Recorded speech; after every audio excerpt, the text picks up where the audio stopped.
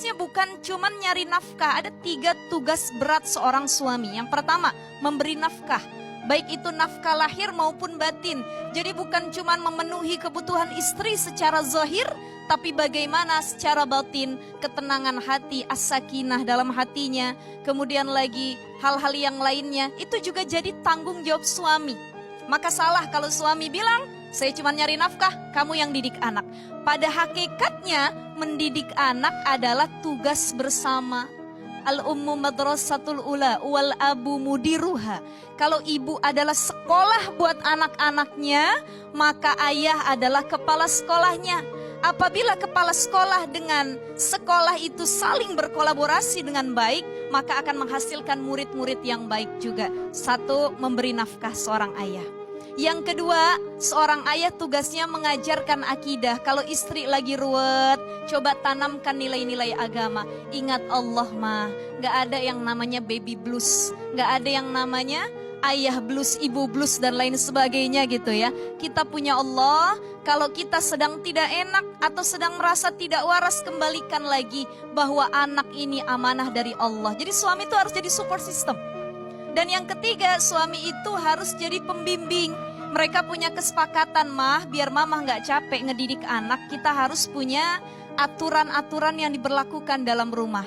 Misal, anak harus seperti ini.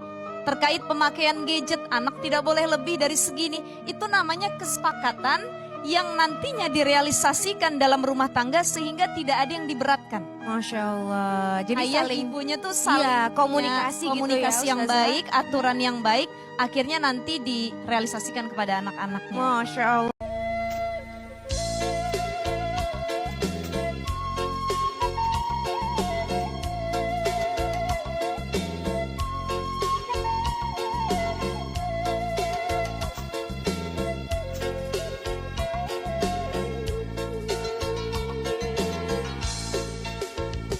أشهد أن محمدا رسول الله حي على الصلاة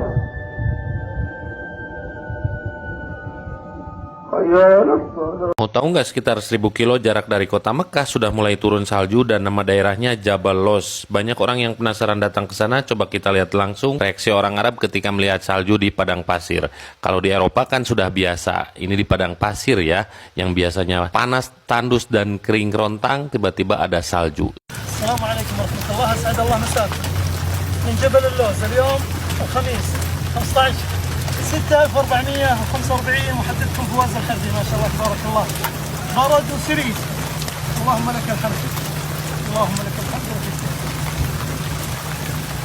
Nah, seperti itu reaksi orang Arab ketika melihat salju di lembah Jabal Los. Dan Jabal Los ini sekarang menjadi tempat wisata salju. Temperatur di Jabal Los -4 derajat. Luar biasa, Jabal Los menjadi tempat terdingin di Arab Saudi. Bukan hanya di pegunungannya saja yang bersalju, tapi juga di perkotaannya. Coba kita lihat langsung ya di kotanya seperti apa. Masya Allah ya amtar basit. Masya Allah amtar berada.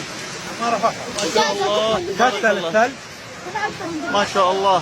Allah yahfaz Baraidah wal Qasim Saudiyah. Masya Allah. Luar biasa reaksi orang Arab walaupun kotanya kebanjiran tapi selalu menyebut Masya Allah. Dan yang lebih anehnya lagi, udah tahu bersalju tapi orang pada berdatangan hanya untuk melihat salju. Subhanallah. Wow, viral di internet. Arab Saudi resmi umumkan bahwa musim haji 2025 akan menjadi yang terakhir di musim panas. Setelah itu akan musim dingin. Benarkah akan turun salju? Fase baru haji dimulai, 2025 jadi penutup musim panas terakhir, lalu dingin menguasai tanah suci. Ini akan berlangsung selama 25 tahun ke depan.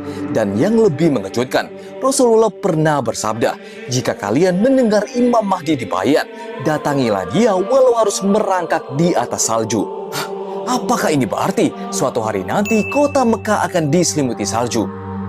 Mungkin saja iya, dalam beberapa tahun terakhir wilayah Arab seperti Tabuk bahkan sempat diselimuti salju. Jika musim dingin berlangsung lama, bukan tak mungkin Mekah juga akan mengalaminya. Gurun yang selama ini gersang bisa menghijau, sebagaimana sabda Nabi mengatakan, tak akan datang kiamat hingga tanah Arab kembali menghijau dan sungai-sungai mengalir. Astagfirullah. Arab Saudi umumkan Haji 2025 jadi yang terakhir untuk musim panas. Tanda Imam Mahdi muncul. Nabi sudah ingatkan. Pusat Meteorologi Nasional Arab Saudi baru saja mengumumkan Haji 2025 bakal jadi yang terakhir di musim panas. Setelah itu selama 25 tahun ke depan, Haji akan jatuh di musim dingin. Dan yang paling mengerikan, Rasulullah pernah bersabda, jika kalian mendengar Imam Mahdi dibaiat, datangilah dia walau merangkak di atas salju. Dan tahun Mekkah akan memasuki musim dingin panjang selama 2 dekade lebih. Mungkinkah suatu hari nanti tanah suci akan diselimuti salju? Dan benarkah ini isyarat kemunculan Imam Mahdi semakin dekat? Bagikan video ini dan tulis astagfirullah jika kamu belum siap menghadapi akhir zaman. Salamun alaik ya Aisyah, zawj Rasulillah wa ummul mu'minin. Ya Aisyah, ya ibnat